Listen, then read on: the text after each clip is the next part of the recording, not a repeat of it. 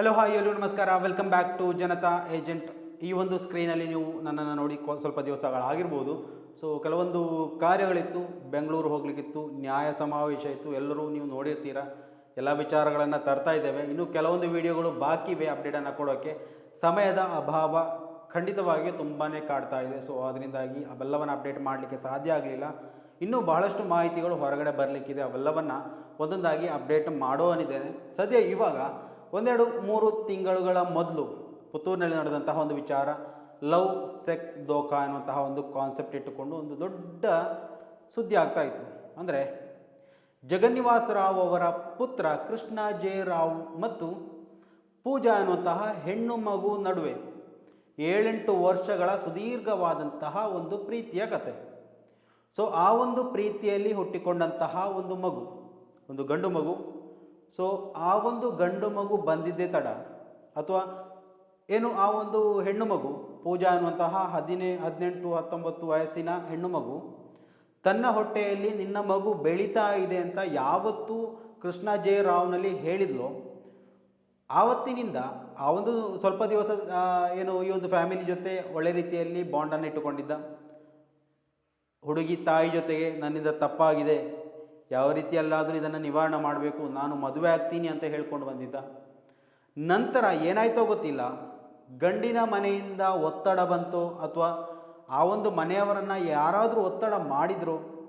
ಅಂದರೆ ಪುತ್ತೂರಿನ ಸಿಚುವೇಶನನ್ನು ನೋಡ್ತಾ ಹೋದರೆ ಈ ಥರ ವಿವಾದಗಳು ಬರುವಂತಹ ಸಂದರ್ಭದಲ್ಲಿ ಕೆಲವೊಂದು ವಿಚಾರಗಳು, ಬೆಳವಣಿಗೆಗಳು ದೊಡ್ಡ ಮಟ್ಟದಲ್ಲಿ ಆಗುತ್ತೆ. ಸೊ ಓಬಿಯಸ್ಲಿ ಇವರೊಬ್ಬರು BJP ನಾಯಕರಾಗಿರೋರು, ಗುರುತಿಸಿಕೊಂಡವರು. ಸೊ ಏನು ಪಕ್ಷಕ್ಕೆ ಡ್ಯಾಮೇಜ್ ಬರಬಾರ್ದು, ನೀವೇ ಹೇಗಾದರೂ ಅದನ್ನು ನಿಭಾಯಿಸ್ಕೊಂಡು ಹೋಗಿ ಅಂತ ಹೈಕಮಾಂಡಿಂದ ಆಜ್ಞೆ ಇರುತ್ತಪ್ಪ. ಏನೋ ಆಗಿದೆ, ಮಾಧ್ಯಮದ ಮುಂದೆ ಆ ಕುಟುಂಬ ಬಂದೇ ಇರಲಿಲ್ಲ. ಅಂದರೆ ಏನಿವತ್ತು ಆರೋಪಿ ಅಂತ ಖಂಡಿತ ಹೇಳೋಕ್ಕಾಗೋದಿಲ್ಲ. ಆರೋಪಿ ಅಂತ ನಾನು ಯಾವತ್ತೂ ನನ್ನ ವೀಡಿಯೋದಲ್ಲಿ ಆ ಥರನ ಹೇಳೇ ಇಲ್ಲ. ಕೃಷ್ಣ ಜೆ ರಾವ್ ಅವರ ತಂದೆ ಮತ್ತು ಫ್ಯಾಮಿಲಿ ಯಾವತ್ತೂ ಮೀಡಿಯಾ ಜೊತೆ ಮಾತುಕತೆಯನ್ನು ಮಾಡಿರಲಿಲ್ಲ. ನಾನೇ ಒಂದು ದಿವಸ ಖುದ್ದಾಗಿ ಫೋನ್ ಮಾಡಿದ್ದೆ, ಮೀಡಿಯಾ ಜೊತೆ ಮಾತಾಡೋದಿಲ್ಲ ಅಂತ ಖಡಾತುಂಡಿತವಾಗಿ ಹೇಳಿದರು ಅವರು. ನಂತರ ಮಾತಾಡುವಂಥ ಪ್ರಯತ್ನವನ್ನು ಕೂಡ ಮಾಡಿರಲಿಲ್ಲ. ಸೊ ಈ ಒಂದು ಸಂತ್ರಸ್ತೆ ಯುವತಿ ಏನಿದ್ದಾಳೆ, ಅವರ ತಾಯಿ ನಿರಂತರವಾಗಿ ಮಾಧ್ಯಮಗಳನ್ನು ಭೇಟಿ ಆಗ್ತಾಯಿದ್ರು, ನ್ಯಾಯ ಕೊಡಬೇಕು ಅಂತ ಪೊಲೀಸ್ ಸ್ಟೇಷನ್ ಮೆಟ್ಲನ್ನು ಹತ್ತಿದ್ರು. ಸೊ ಈ ಒಂದು ವಿವರಣೆಯನ್ನು ಯಾಕೆ ಕೊಡ್ತಾ ಇದೆ ಅಂತೇನೆಂದರೆ ಭಾಳಷ್ಟು ನೋಟಿಂಗ್ ಪಾಯಿಂಟ್ ಇವತ್ತು ನಡೆದಿರುವಂಥದ್ದು.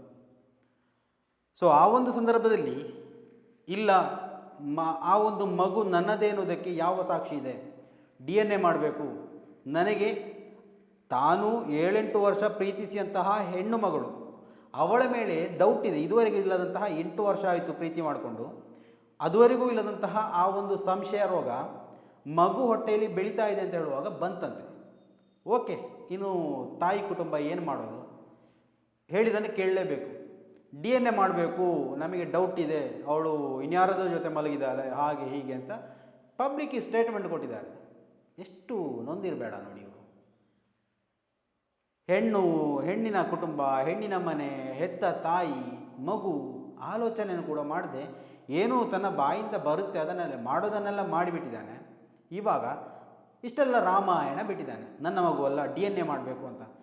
ಇಷ್ಟು ಸಣ್ಣ ಮಗುವನ್ನು DNA ಮಾಡಬೇಕು ಅಂದರೆ ಸುಮ್ಮನೆ ಏನೋ ಮಾಡೋದು ಅಂತ ಅಂದ್ಕೊಂಡಿದ್ದಾರೆ. ಆದರೂ ಒಲ್ಲದ ಮನಸ್ಸಿನಿಂದ ಈ ಒಂದು ಕುಟುಂಬ, ಅಂದರೆ ಹೆತ್ತ ತಾಯಿ ಮತ್ತು ಆ ಒಂದು ಕುಟುಂಬ, ಸರಿ DNA ಆದರೆ DNA ಮಾಡೋಣ ಅಂತ ಒಪ್ಪಿದ್ರು. ಯಾವ ತಾಯಿಗೂ ಇಂತಹ ಒಂದು ದುರವಸ್ಥೆ ಬರೋದೇ ಬೇಡ ಅಂತ ನಾನು ಹೇಳ್ತೀನಿ. ಅದೇ ನಂಜುಂಡಿಯವರು ಪತ್ರಿಕಾಗೋಷ್ಠಿಯಲ್ಲಿ ಹೇಳ್ತಾ ಇದ್ರು, ಯಾವ ತಂದೆ ತಾಯಿ ಕೂಡ ಯಾವ ಮಕ್ಕಳಿಗೂ ಇಂತಹ ಒಂದು ಅವಸ್ಥೆ ಬರಬಾರ್ದು. ಎಲ್ಲರೂ ಇದೇ ಥರ ನೋಡಿ, ಎಲ್ಲರೂ ಮದುವೆ ಆಗ್ತಾರೆ, ಗಂಡ ಆಮೇಲೆ ನನ್ನ ಮಗು ಅಲ್ಲ ಡೌಟ್ ಇದೆ ಅಂತ ಹೇಳಿದರೆ ಏನು ಮಾಡೋದು ಅಂತ ಕ್ವಶನ್. ನಿಜವಾಗಿ ಈ ಒಂದು ಕ್ವಶನ್ ಭಾಳಷ್ಟು ಅರ್ಥಪೂರ್ಣವಾದದ್ದು. ಯಾಕೆ ನಾವು ಮಹಿಳೆಯರ ಶೋಷಣೆ ವಿರುದ್ಧ, ಅನ್ಯಾಯದ ವಿರುದ್ಧ, ಅನಾಚಾರದ ವಿರುದ್ಧ ನಿರಂತರವಾಗಿ ಮಾತಾಡ್ತೇವೆ ಅಂದರೆ ಇಲ್ಲಿ ಯಾವತ್ತಿಗೂ ಪುರುಷ ಪ್ರಾಬಲ್ಯ ಅನ್ನುವಂತಹ ಒಂದು ವಿಚಾರ ಇದೆ. ಅದು ನಡಿಕೂಡುದು, ನಿಜವಾಗ್ಲೂ ನಡಿಕೂಡುದು. ಖಂಡಿತವಾಗಿಯೂ ಇಂತಹ ವಿಚಾರಗಳಿದ್ದರೆ ಒಂದು ಜೀವನ ಸಮತೋಲನದಲ್ಲಿ ಹೋಗಲಿಕ್ಕೆ ಖಂಡಿತ ಸಾಧ್ಯ ಇಲ್ಲ. ಎಲ್ಲಿ ಪುರುಷ ಪ್ರಾಬಲ್ಯ ಅನ್ನೋದು ಬರುತ್ತೋ ಅಲ್ಲಿ ಇಶ್ಯೂಗಳು ಸ್ಟಾರ್ಟ್ ಆಗುತ್ತೆ. ಯಾವತ್ತಿಗೂ ಪುರುಷ ಪ್ರಾಬಲ್ಯ ಖಂಡಿತ ಅಲ್ಲ. ಕುಟುಂಬನಾಥ ಅಂತ ನಾವು ಅವರನ್ನು ಯಾಕೆ ಕರಿತೀವಿ? ಕುಟುಂಬವನ್ನು ಸದೃಢವಾಗಿ ಕರ್ಕೊಂಡು ಹೋಗುವವನು, ಆ ಕುಟುಂಬಕ್ಕೆ ಏನೂ ಕೊರತೆ ಬರದ ಹಾಗೆ ನೋಡಿಕೊಳ್ಳುವವನು. ಸೊ ಅವನಿಗೆ ಆ ಒಂದು ನಾಯಕತ್ವ ಅಲ್ಲಿ ಇರುತ್ತೆ.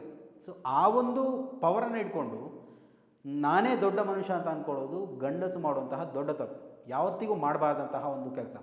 ಇನ್ನು ಇಂತಹ ಪ್ರಕರಣಗಳಲ್ಲಿ, ಅದು ಮದುವೆ ಆದವರ ಸಂಗತಿ ಆದರೆ, ಇಲ್ಲಿ ಮದುವೆ ಆಗುವುದಕ್ಕಿಂತ ಮೊದಲು ಇಲ್ಲಿ ಇಬ್ಬರಿಂದಲೂ ತಪ್ಪು ನಡೆದಿದೆ. ಯಾರನ್ನೂ ತಪ್ಪು ಮಾಡಿಲ್ಲ ಅಂತ ಹೇಳೋದಕ್ಕೆ ಸಾಧ್ಯ ಇಲ್ಲ. ಇಲ್ಲಿ ಗಂಡು ಹೆಣ್ಣು ಇಬ್ಬರು ತಪ್ಪು ಮಾಡಿದರೆ ಮಾತ್ರ ಇಂತಹ ಒಂದು ಅನಾಚಾರಗಳು ಅಥವಾ ಇಂತಹ ಒಂದು ಕೆಲಸ ಆಗೋದಕ್ಕೆ ಸಾಧ್ಯ. ಸೊ ಆದಮೇಲೆ ತಪ್ಪು ತಪ್ಪು ಅಂತ ಹೇಳ್ಕೊಂಡಿರೋದಕ್ಕಿಂತ ಅದಕ್ಕೆ ಯಾವ ಅರ್ಥನೂ ಇಲ್ಲ. ಒಂದು ಒಪ್ಕೊಳ್ಳೋದು, ಇಲ್ಲ DNA ಮಾಡಬೇಕಾ, ಓಕೆ DNA ಮಾಡು ಆಯಿತು. ನಿನ್ನೆ ದಿವಸ ಆ ಒಂದು DNA ರಿಪೋರ್ಟು ಕೂಡ ಎರಡೂ ಕುಟುಂಬಸ್ಥರ ಕೈಗೆ ಬಂದು ತಲುಪಿದೆ. ಅಂದರೆ ನಿಮ್ಮ ಮಗನೇ ಈ ಮಗುವಿನ ತಂದೆ ಅಂತ ಜಗನ್ನಿವಾಸರಾವ್ ಅವರಿಗೆ ಗೊತ್ತಾಗಿದೆ. ಇತ್ತ ಪೂಜಾ ಅವರ ತಾಯಿ ನಮಿತಾ ಅವರಿಗೂ ಕೂಡ ಗೊತ್ತಾಗಿದೆ ಈ ಮಗುವಿನ ತಂದೆ ಕೃಷ್ಣ ಜಯರಾವ್ ಅಂತ. ಏನು ಮಾಡೋದು?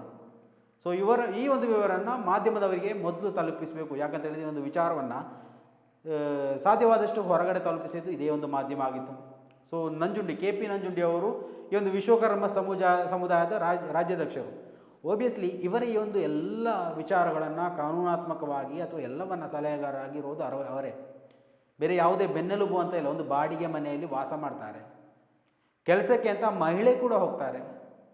ಸೊ ಆ ಒಂದು ಹೆಣ್ಣು ಮಗುವಿನ ತಂದೆ ಕೂಡ ಕೆಲಸ ಮಾಡ್ತಾರೆ, ಬಾಡಿಗೆ ಕಟ್ಟಬೇಕು, ಅದು ಇದು ಅದರಡಿಯಲ್ಲಿ ಇದನ್ನು ನೋಡ್ಕೊಳ್ಬೇಕು ಅಂದರೆ ಹೇಗೆ ಸಾಧ್ಯ? ಒಂದು ಕನಿಷ್ಠ ಒಂದು ಸಾಮಾನ್ಯ ಜ್ಞಾನ ಇರೋ ವ್ಯಕ್ತಿಗೆ ಗೊತ್ತಾಗುತ್ತೆ, ಅದು ಖಂಡಿತವಾಗಿ ಸಾಧ್ಯವಿರುವ ವಿಚಾರ ಅಲ್ಲ.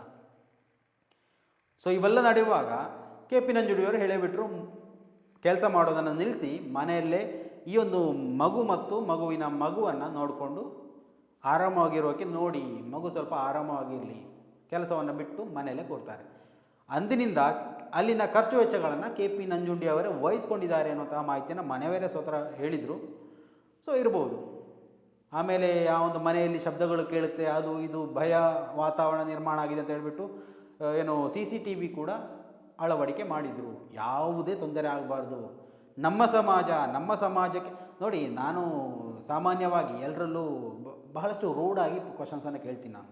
ಅದೇ ರೀತಿ KP ನಂಜುಂಡಿ ಅವರಲ್ಲೂ ಕೇಳಿದ್ದೆ, ನೀವು ರಾಜಕಾರಣಿಗಳ ಥರ, ಅವರು ಒಬ್ಬ ರಾಜಕಾರಣಿ ಅಲ್ವಾ, ಏನೋ ವ್ಯಾಪಾರ ವ್ಯವಹಾರ ಅಂತ ಏನೇ ಇದ್ರು ಅವರು ರಾಜಕಾರಣಿ ಅಂತ, ಎಲ್ಲ ರಾಜಕಾರಣಿಗಳ ಥರ ಬಂದು ಭರವಸೆ ಕೊಟ್ಟು ಹೋಗೋದಾ, ಅಥವಾ ನಮ್ಮ ಈ ಒಂದು ಪುತ್ತೂರಿನ ನಮ್ಮ ಊರಿನ ಮಹಿಳೆಗೆ ಅನ್ಯಾಯವಾದದನ್ನು ನೀವು ನಿವಾರಣೆ ಮಾಡಿಕೊಡ್ತೀರಾ, ನಿಮ್ಮಿಂದ ಸಾಧ್ಯನಾ ಅನ್ನೋಂಥ ಕ್ವಶನನ್ನು ನಾನು ಕೇಳಿದೆ ಎದುರೇ. ಬೇಕಿದ್ರೆ KP ನಂಜುಂಡಿ ಅವರನ್ನೇ ಕರೆದು ಕೇಳಿ, ಜನತಾ ಏಜೆಂಟ್ ಅವರು ಏನಾದರೂ ಕೇಳಿದ್ರಾ ಅಂತ. ನಿಜವಾಗ್ಲೂ ಆಶ್ಚರ್ಯ ಆಗಿತ್ತು. ಅವರೊಂದು ಉತ್ತರ ಹೇಳಿದರು, ರಾಜಕಾರಣಿಗಳ ಥರ ಬಂದು ಹೋಗೋದಕ್ಕೆ ನಾವು ನಮ್ಮ ಕುಟುಂಬಸ್ಥರಿದ್ದು, ನಮ್ಮ ಸಮಾಜ, ನಾವು ಬಂದು ಹೋಗಬೇಕಾದವರಲ್ಲ, ನಾವು ಈ ಮನೇಲೇ ಉಳ್ಕೊಳ್ಬೇಕಾದವರು. ನಮ್ಮ ಕುಟುಂಬ ಅಂತ ಬರುವಾಗ ನೋಡಿ, ನಮ್ಮ ವಿಶ್ವಕರ್ಮ ಸಮಾಜ, ನಾವು ರಾಜ್ಯಾಧ್ಯಕ್ಷರು, ಅದನ್ನು ಅವರು ಕಾಪಾಡಿಕೊಂಡು ಬಂದಿದ್ದಾರೆ. ನಿಜವಾಗ್ಲೂ ಈಸ್ ಎ ಗ್ರೇಟ್ ಪರ್ಸನ್ ಅಂತ ನಾವು ಮೊದಲೇ ಒಳ್ಳೆಯ ವ್ಯಕ್ತಿನೇ. ಆದರೆ ನಮ್ಮನ್ನು ಹೆಚ್ಚಾಗಿ ಒಂದು ಹತ್ತಿರದಿಂದ ನಾವು ನೋಡುವಾಗ ಅವರ ಆ ಒಂದು ದೃಷ್ಟಿಕೋನ, ಅವರ ಸಿದ್ಧಾಂತಗಳು ಬಹಳಷ್ಟು ಇಷ್ಟ ಆಗುತ್ತೆ. ಸೊ ಅವರು ಇದನ್ನು ಬಿಡಲಿಲ್ಲ. ಕಾನೂನಾತ್ಮಕವಾಗಿ ಆದರೆ ಕಾನೂನಾತ್ಮಕವಾಗಿ ಎದುರಿಸ್ತೀವಿ. ಅದರಡೆಯಲ್ಲಿ ಜೈಲಿನಲ್ಲಿದ್ದಂತಹ ಕೃಷ್ಣ ಜಯರಾವ್ ಜಾಮೀನಿನಲ್ಲಿ ಬಿಡುಗಡೆಗೊಳ್ತಾರೆ, ಅದನ್ನು ಕೂಡ ಹೇಳಿದರು. ಜಾಮೀನಿನ ಮೇಲೆ ಹೊರಗಡೆ ಬಂದಾಗಲೂ ನಾವು ಯಾವುದೇ ತಕರಾರು ಎತ್ತಿರಲಿಲ್ಲ. ಅವರು ಜೈಲಿನಲ್ಲಿ ಇರಬೇಕು ಅಂತ ನಾವು ಆಗ್ರಹ ಮಾಡಿದ್ದೇ ಇಲ್ಲ, ತಪ್ಪೊಪ್ಪಿಕೊಳ್ಳಲಿಲ್ಲ. ಮದುವೆ ಆಗಲ್ಲ ಅಂತ ಹೇಳುವಾಗ ಒಬ್ವಿಯಸ್ಲಿ ಕೇಸ್ ಆಗಿದೆ, ಕೇಸ್ ರಿಜಿಸ್ಟರ್ ಆಗಿದೆ, FIR ಆಗಿದೆ, ಜೈಲು ಹೋಗಲೇಬೇಕಾಗುತ್ತೆ. ಇನ್ನೂ ಇವಾಗ ನೋಡಿ, ಇಷ್ಟೆಲ್ಲ ಆಯಿತು, ನಾವು ಮಾಡಿರೋದು ಓಕೆ. ಇನ್ನು ಮುಂದಿನ ನಡೆ ತೀರ್ಮಾನ ಮಾಡಬೇಕಾದ್ದು ಅವರೇ. ಅಪ್ಪ ಅಂತ ಗೊತ್ತಾಗಿದೆ, ಮಗುವನ್ನು ನೋಡೋಕ್ಕೆ ಬರಬೇಕು, ಆರೈಕೆ ಮಾಡಬೇಕು. ಆ ಒಂದು ಕುಟುಂಬದ ವಾರಸುದಾರ ಇಲ್ಲಿದ್ದಾನೆ, ಕರ್ಕೊಂಡು ಹೋಗಿ ಮಗು ಮತ್ತು ತಾಯಿಯನ್ನು ಚೆನ್ನಾಗಿ ನೋಡ್ಕೊಳ್ಳಿ ಅನ್ನೋಂತಹ ವಿಚಾರವನ್ನು ಹೇಳಿದರು ಇವತ್ತು ಪತ್ರಿಕಾಗೋಷ್ಠಿಯಲ್ಲಿ. ಸೊ ಈ ಒಂದು ಪತ್ರಿಕಾಗೋಷ್ಠಿಯೆಲ್ಲ ಕಳೆದು ಹೊರಗಡೆ ಬರುವಂಥ ಸಂದರ್ಭದಲ್ಲಿ ಕೇಳಿದೆ ನಾನು, ಏನು ಲಾಸ್ಟ್ ಟೈಮ್ ನೀವು ಭೇಟಿಯಾಗಿದ್ರಲ್ವ ಹಿಂದುತ್ವದ ನಾಯಕರುಗಳು, ಕಲ್ಲಡ್ಕ ಪ್ರಭಾಕರ ಭಟ್, ನಳಿನ್ ಕುಮಾರ್ ಕಟೀರ್ ಅವರು, ಎಲ್ಲರನ್ನ ಮತ್ತೆ ಭೇಟಿ ಆಗ್ತೀರಾ? ನೋಡಿ DNA ರಿಪೋರ್ಟ್ ಬಂದಿದೆ, ಏನು ಮಾಡ್ತೀರಾ? ಇಲ್ಲ, ಇವಾಗ ಸದ್ಯಕ್ಕೆ ಹೋಗೋದಿಲ್ಲ, ಇವತ್ತು ಸದ್ಯಕ್ಕೆ ಹೋಗೋದಿಲ್ಲ ಅಂತ. ಆದರೆ ಒಂದು ವಿಚಾರವನ್ನು ಹೇಳಿದರು ನೋಡಿ, ಇನ್ನಾದರೂ ಇಲ್ಲಿ ಪುತ್ತೂರು ಅಂತ ಹೇಳುವಂತಹ ಸ್ಥಳ ಅಂದರೆ ನಮ್ಮ ರಾಜ್ಯದಲ್ಲಿ ಹಿಂದುತ್ವದ ಹುಟ್ಟೂರು, ಹಿಂದುತ್ವ ಹುಟ್ಟೋದೇ ಪುತ್ತೂರಿನಿಂದ, ಹಿಂದುತ್ವದ ನಾಯಕರುಗಳು ಹುಟ್ಟೋದೇ ಪುತ್ತೂರಿನಿಂದ. ಸೊ ನೀವುಗಳೇ ಇಲ್ಲೊಂದು ಹಿಂದೂ ಹೆಣ್ಣು ಮಗುವಿಗೆ ಅನ್ಯಾಯ ಆಗಿದೆ ಅಂತ ಹೇಳುವಾಗ ಈ ರೀತಿ ಮಾಡಿದರೆ ಮತ್ತು ಇನ್ನು ಉಳಿದ ಪ್ರದೇಶಗಳಲ್ಲಿ ಏನು ಕತೆ, ಏನು ಅವಸ್ಥೆ ಅನ್ನೋದನ್ನು ಕೇಳಿದರು. ಒಳ್ಳೆಯ ಪ್ರಶ್ನೆ ಆಗಿತ್ತು. ಮಾಧ್ಯಮದವರು ಕೂಡ ಒಳ್ಳೆಯ ರೀತಿಯಲ್ಲಿ ಪ್ರತಿಕ್ರಿಯೆಗಳನ್ನು ಕೊಡ್ತಾಯಿದ್ರು. ಅಂದರೆ ಈ ಒಂದು ವಿಚಾರದಲ್ಲಿ ಒಂದು ಹೆಣ್ಣು ಮಗುವಿಗೆ ಅನ್ಯಾಯವಾಗುವಂಥ ಸಂದರ್ಭದಲ್ಲಿ ಎಲ್ಲ ಮಾಧ್ಯಮಗಳನ್ನು ನಾವು ನೋಡ್ತಾ ಇದ್ವಿ. ಆದರೆ ಇಲ್ಲಿ ಪುತ್ತೂರಿನಲ್ಲಿ ಎಸ್ಪೆಷಲಿ ಆ ಒಂದು ಪತ್ರಿಕಾಗೋಷ್ಠಿ ಮಾಡುವಂತಹ ಏನು ಆ ಒಂದು ಇದಿದೆ, ಅಲ್ಲಿರುವಂತಹ ಯಾರೆಲ್ಲ ಏನು ಮಾಧ್ಯಮ ಪ್ರವರ್ತಕರಿದ್ರೋ ಎಲ್ಲರೂ ಒಳ್ಳೆ ರೀತಿಯಲ್ಲಿ ಏನು ಪ್ರಶ್ನೆಗಳನ್ನು ಕೇಳ್ತಾಯಿದ್ರು. ತುಂಬ ಖುಷಿಯಾಯಿತು. ಸೊ ಈ ಒಂದು ವಿಚಾರದಲ್ಲಿ ಈ ಭಾಗ ನಡೀತಾ ಇರುವಂತಹ ಈ ಒಂದು ಬೆಳವಣಿಗೆ, ಯಾಕಂದರೆ ಈ ಮೊದಲು ಈ ಬಗ್ಗೆ ವಿಡಿಯೋ ಮಾಡಿದ್ದೆ, ನಿಮ್ಮನ್ನು ತಲುಪಿಸುವಂತಹ ವ್ಯವಸ್ಥೆಯನ್ನು ಕೂಡ ಮಾಡಿದ್ದೆ.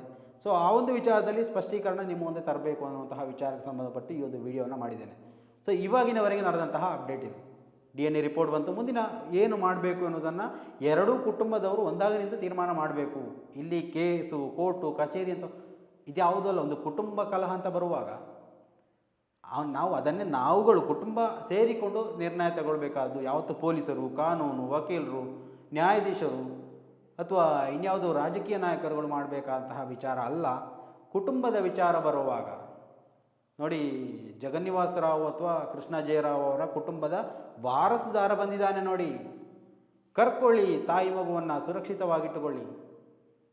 ಒಳ್ಳೆಯ ಮಾತನ್ನು ಹೇಳಿ ಅವರು ಇವತ್ತು ಪತ್ರಿಕಾಗೋಷ್ಠಿಯನ್ನು ನಿಲ್ಲಿಸಿದರು. ಉತ್ತಮ ಬೆಳವಣಿಗೆ ಆಯಿತು. ಆ ಮಗಳು ಕೂಡ ಮಾತಾಡಿದ್ಲು, ತಾಯಿ ಕೂಡ ಮಾತಾಡಿದ್ಲು. ಏನು ಹೇಳ್ತಾರೆ ಅವ್ರು, ಏನು ಮೊದಲು ಹೇಳ್ತಾಯಿದ್ರು ಅದನ್ನೇ ಹೇಳಿದರು. ಇದುವರೆಗೂ ಆದಂತಹ ಎಲ್ಲ ವಿಚಾರವನ್ನು ಮರೆತು ಬಿಡ್ತೀನಿ, ನಾನು ಅವನೊಂದಿಗೆ ಸಂಸಾರ ಮಾಡೋಕ್ಕೆ ರೆಡಿ ಇದ್ದೀನಿ ಅನ್ನೋಂತಹ ವಿಚಾರವನ್ನು ಕೂಡ ಆ ಒಂದು ಪೂಜಾ ಹೆಣ್ಣು ಮಗಳು ಹೇಳಿದರು. ಸೊ ಇನ್ನು ನ್ಯಾಯ ಕೊಡಬೇಕಾದವರು ಯಾರು, ಅಥವಾ ಈ ಒಂದು ವಿಚಾರದಲ್ಲಿ ನ್ಯಾಯ ಯಾವ ರೀತಿ ತೀರ್ಮಾನ ಮಾಡಬೇಕು, ಆ ಒಂದು ಕುಟುಂಬ ಸಮ್ಮತಿಯಿಂದ ಬಂದರೆ ಓಕೆ, ವಿಷಯ ಕ್ಲೋಸ್. ಇಲ್ಲ ಅಂತಿದ್ರೆ ಪುತ್ತೂರಿನ ಜನ ಅಥವಾ ಜನನಾಯಕರು ಅಥವಾ ಹಿಂದುತ್ವದ ನಾಯಕರು ಅನಿಸಿಕೊಂಡವರು ಏನು ಮಾಡಬೇಕು ಅನ್ನುವಂತಹ ಕ್ವಶನ್ ಇಲ್ಲಿ ಉದ್ಭವ ಆಗುವಂಥದ್ದು. ಸ್ನೇಹಿತರೆ, ದಯವಿಟ್ಟು ನಿಮ್ಮ ಅಭಿಪ್ರಾಯಗಳನ್ನು ಕೂಡ ಕಮೆಂಟ್ ಮಾಡಿ. ಮುಂದಿನ ಮಾಹಿತಿಯೊಂದಿಗೆ ಮತ್ತೆ ಭೇಟಿಯಾಗೋಣ. ಅಲ್ಲಿವರೆಗೂ ನಮಸ್ಕಾರ.